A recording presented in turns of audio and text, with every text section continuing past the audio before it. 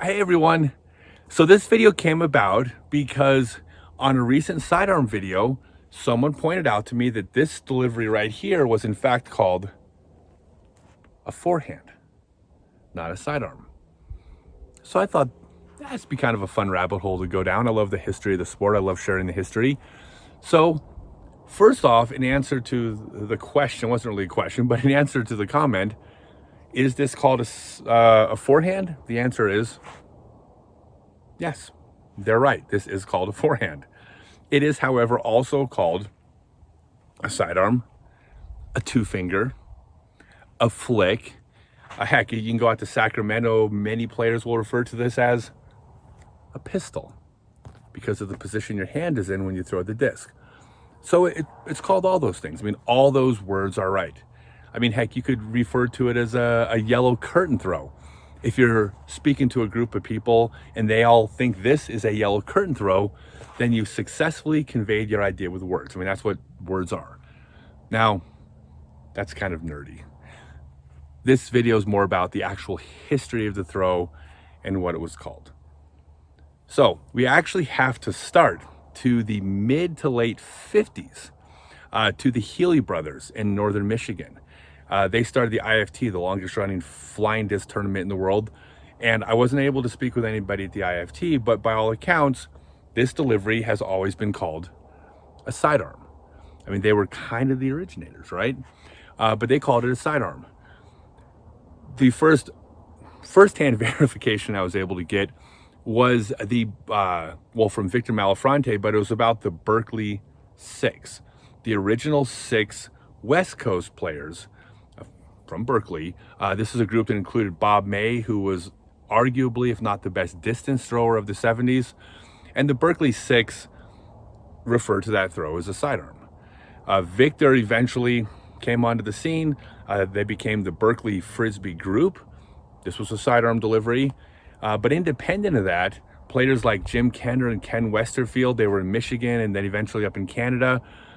They were doing that as early as, I believe, 1970. They also referred to it as a sidearm. And I believe they came up with the name Independent, but they both developed the same name. So no argument there. So from the beginning, that the throw, it's called a sidearm. And in fact, Ken Westerfield and Victor Malafronte were the first two players in the world to master that throw. They called it a sidearm, so I tend to say, at the very least, I'm going to honor them and call it a sidearm. The reality is it doesn't matter what you call it. If you call it a forehand, a flick, a pistol, if people know what you mean, it's the right word. The only one I don't like, actually, is I don't like when it's called a two-finger. And the reason why is that this throw here, in some parts of the country, is also called a two-finger. However, this throw right here is also called a hammer, a tomahawk, a pancake, an upside downer, which kind of goes down the exact same rabbit hole we did with the sidearm. Okay, now if you want some completely useless, nerdy disc sport trivia, the first slang term for the sidearm was Victor Malafronte's sidearm, which was called the two-finger macho sidewinder. So the actual first slang term for sidearm was the two-finger macho sidewinder. I think I'd like to see that one brought back. I think it was pretty cool. Is this interesting to you guys?